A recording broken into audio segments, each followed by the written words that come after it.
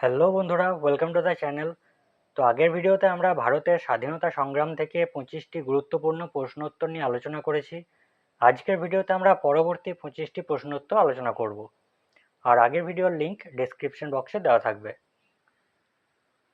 তো আজকে 26তম প্রশ্ন রয়েছে, ভারতীয় জাতীয় কংগ্রেসের দ্বিতীয় সভাপতি কে ছিলেন?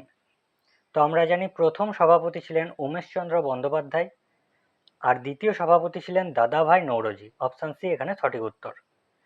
আর তৃতীয় অধিবেশনের সভাপতি হয়েছিলেন বদরউদ্দিন তয়েবজি। তাহলে এখানে দ্বিতীয় সভাপতি জানতে চেয়েছে, উত্তর হয়ে যাবে দাদাভাই নৌরোজি।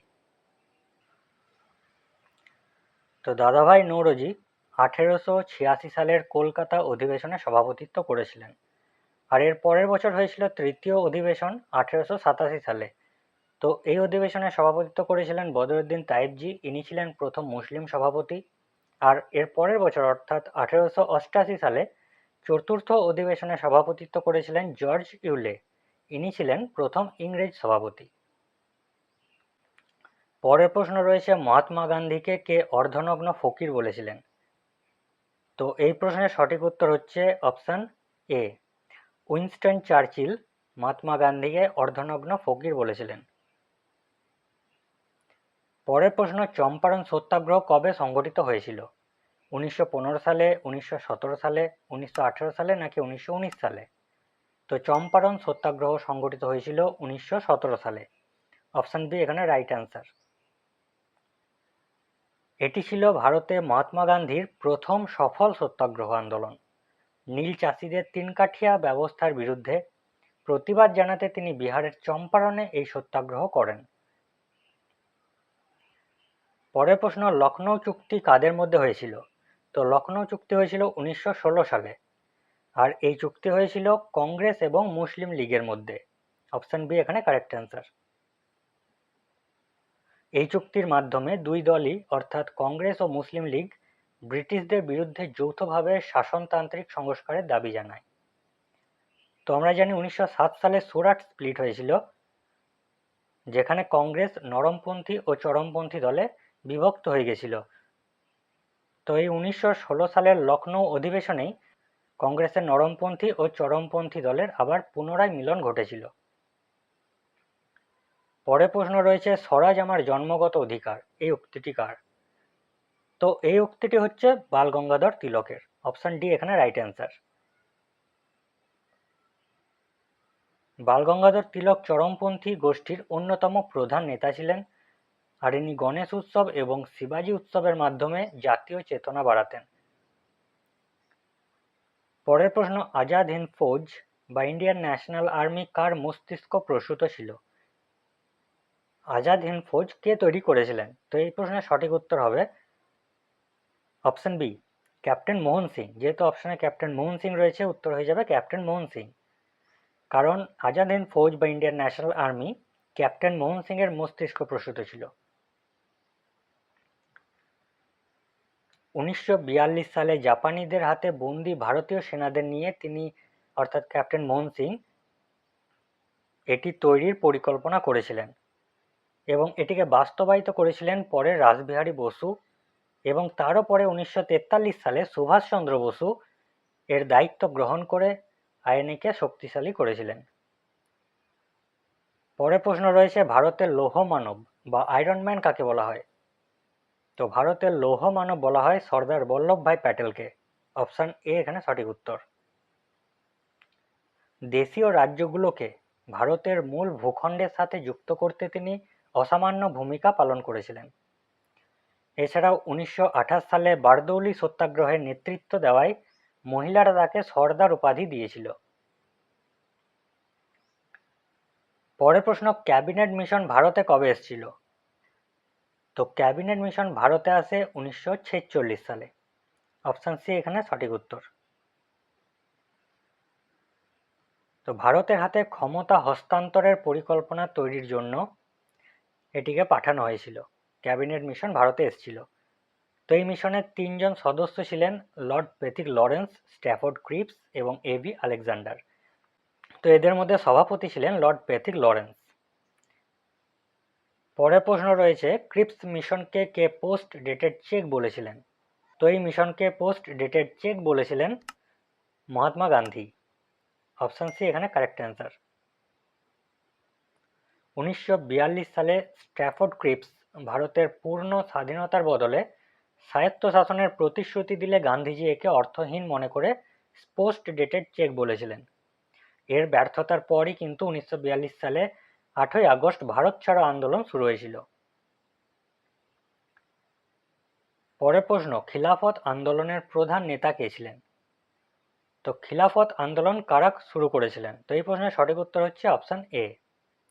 খিলাফত আন্দোলন শওকত আলী এবং মোহাম্মদ আলী শুরু করেছিলেন। এনারা আলী ভ্রাতৃদ্বয় নামেও পরিচিত ছিলেন। তো তুরস্কের সুলতানের পদমর্যাদা বজায় রাখার জন্য ভারতে এই আন্দোলন হয়, আর হিন্দু মুসলিম ঐক্য সুদৃঢ় করতে গান্ধীজি এই আন্দোলনকে সমর্থন করেছিলেন। পরের প্রশ্ন, গান্ধীজির রাজনৈতিক গুরু কে ছিলেন? তো গান্ধীজির রাজনৈতিক গুরু ছিলেন গোপাল কৃষ্ণ গোখলে। অপশন বি এখানে সঠিক উত্তর। গোপাল কৃষ্ণ গোখলের পরামর্শেই দক্ষিণ আফ্রিকা থেকে ফেরার পর গান্ধীজি 1 বছর সারা ভারত ভ্রমণ করেছিলেন। তো গান্ধীজি দক্ষিণ আফ্রিকা থেকে ফিরেছিলেন 1915 সালের 9ই জানুয়ারি। তারপর 1916 সালে তিনি সারা ভারত ভ্রমণ করেছিলেন। পরের প্রশ্ন রয়েছে, কাকোরি ট্রেন ডাকাতি কোন বিপ্লবী সংগঠনের দ্বারা সংগঠিত হয়েছিল? কাকোরি ট্রেন ডাকাতি হয়েছিল 1925 সালে এবং এটি সংগঠিত হয়েছিল হিন্দুস্তান রিপাবলিকান অ্যাসোসিয়েশনের দ্বারা। অপশন ডি এখানে সঠিক উত্তর, হিন্দুস্তান রিপাবলিকান অ্যাসোসিয়েশন। এই দলে কে কে ছিলেন? রামপ্রসাদ বিসমিল এবং আশফাকুল্লাহ খান যৌথভাবে এই ডাকাতির পরিকল্পনা করেছিলেন, যার মূল দায়িত্বে ছিলেন কিন্তু রামপ্রসাদ বিসমিল। তো এনারা মিলে হিন্দুস্তান রিপাবলিকান অ্যাসোসিয়েশন তৈরি করেছিলেন। পরের প্রশ্ন রয়েছে, সূর্য সেন কোন ঘটনার সাথে যুক্ত ছিলেন? কাকুরি ষড়যন্ত্র, চট্টগ্রাম অস্ত্রাগার লুণ্ঠন, চিল্কা বিদ্রোহ নাকি গদর আন্দোলন? তো সূর্য সেন যুক্ত ছিলেন চট্টগ্রাম অস্ত্রাগার লুণ্ঠনের সাথে। অপশন বি এখানে সঠিক উত্তর। তিনি মাস্টারদা নামেও কিন্তু পরিচিত ছিলেন, মাস্টারদা সূর্য সেন। আর চট্টগ্রাম অস্ত্রাগার লুণ্ঠন হয়েছিল 1930 সালে। তো পরের প্রশ্ন রয়েছে, মুসলিম লীগ কত সালে পাকিস্তান প্রস্তাব গ্রহণ করে? তো মুসলিম লীগ পাকিস্তান প্রস্তাব গ্রহণ করেছিল 1940 সালে। অপশন বি এখানে সঠিক উত্তর।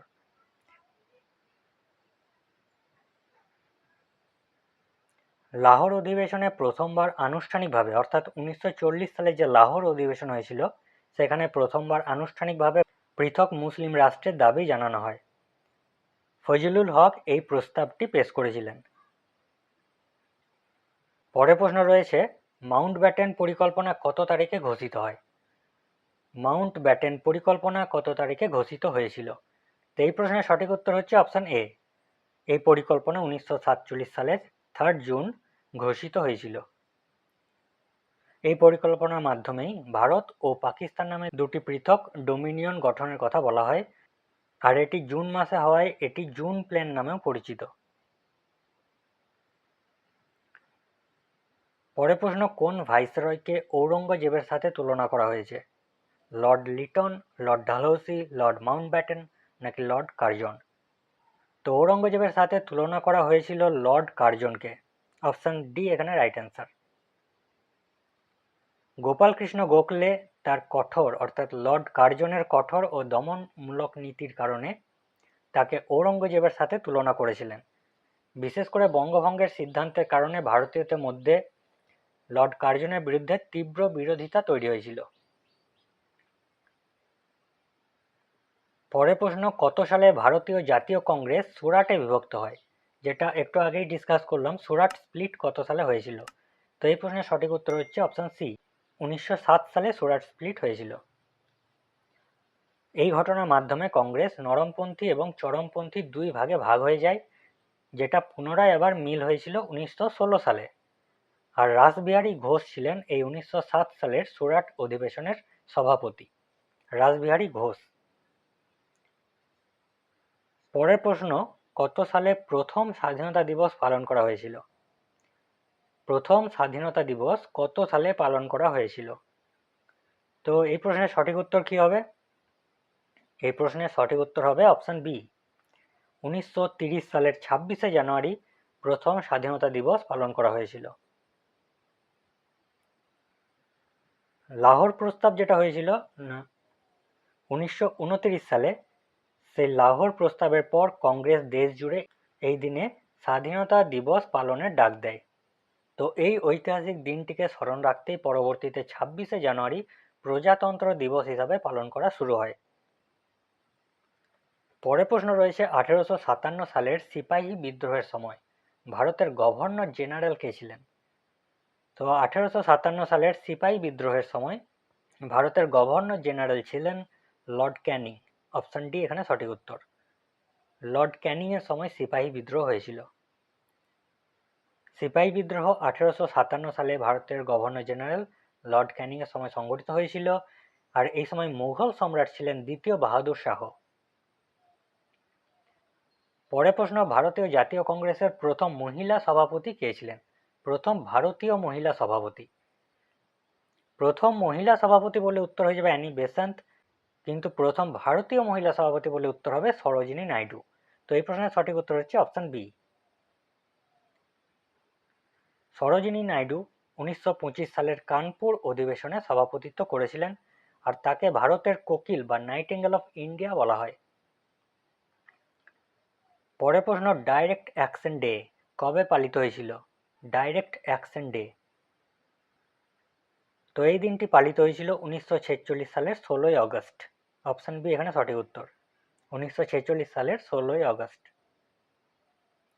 মুসলিম লীগ পাকিস্তান তৈরির দাবিতে এই দিনটিকে পালন করে, যা দেশ জুড়ে দাঙ্গার সৃষ্টি করেছিল, আর এটি কলকাতার মহা হত্যাকাণ্ড নামেও কিন্তু পরিচিত ছিল। তো কলকাতার মহা হত্যাকাণ্ড হয়েছিল 1946 সালের 16ই আগস্ট। পরের প্রশ্ন রয়েছে, কে বলেছিলেন দিল্লি চলো? দিল্লি চলো কার উক্তি? তো এই প্রশ্নের সঠিক উত্তর হচ্ছে অপশন সি, সুভাষচন্দ্র বসু ডাক দিয়েছিলেন দিল্লি চলো। সিঙ্গাপুরে আজাদ হিন্দ ফৌজের সৈন্যদের উদ্দেশ্যে তিনি এই রণধ্বনি দিয়েছিলেন। ভারতের মুক্তির লক্ষ্যে সেনাবাহিনীর মনোবল বাড়াতে তিনি এই ডাক দেন। পরের প্রশ্ন, মহাত্মা গান্ধী কত সালে দক্ষিণ আফ্রিকা থেকে ভারতে ফিরেছিলেন? তো ইনি দক্ষিণ আফ্রিকা থেকে ভারতে ফিরে এসেছিলেন 1915 সালে। 1915 সালের 9ই জানুয়ারি তিনি ভারতে ফেরেন। এই দিনটিকেই বর্তমানে প্রবাসী ভারতীয় দিবস অর্থাৎ 9ই জানুয়ারিকে বর্তমানে প্রবাসী ভারতীয় দিবস হিসাবে পালন করা হয়। পরের প্রশ্ন রয়েছে, কংগ্রেসের কোন অধিবেশনে গান্ধীজি সভাপতিত্ব করেছিলেন? তো গান্ধীজি শুধুমাত্র একটি অধিবেশনে সভাপতিত্ব করেছিলেন, যেটা হয়েছিল 1924 সালের বেলগাঁও অধিবেশন। অপশন বি এখানে সঠিক উত্তর। এটিই ছিল একমাত্র অধিবেশন যেখানে গান্ধীজি সভাপতি হিসাবে নির্বাচিত হয়েছিলেন, আর এই বেলগাঁও রয়েছে কর্ণাটকে। তো আজকে শেষ প্রশ্ন রয়েছে, ভারতের সংবিধান কবে কার্যকর হয়েছিল? তো ভারতের সংবিধান কার্যকর হয়েছিল 1950 সালের 26শে জানুয়ারি। এখানে সঠিক উত্তর হবে অপশন সি। ভারতের সংবিধানকে গ্রহণ করা হয়েছিল 1949 সালের 26শে নভেম্বর, কিন্তু এখানে কার্যকর কবে হয়েছিল জানতে চেয়েছে, তাই উত্তর হবে 1950 সালের 26শে জানুয়ারি। ভারতীয় সংবিধানকে গ্রহণ করা হয়েছিল 1949 সালের 26শে নভেম্বর, কিন্তু কার্যকর হয়েছিল 26শে জানুয়ারি 1950 সালে। আর ডক্টর বি আর আম্বেদকর ছিলেন সংবিধানের খসড়া কমিটির চেয়ারম্যান। সো এই ছিল আজকের ভিডিওতে। আশা করি ভিডিওটা হেল্পফুল হবে তোমাদের জন্য। Thank you for watching.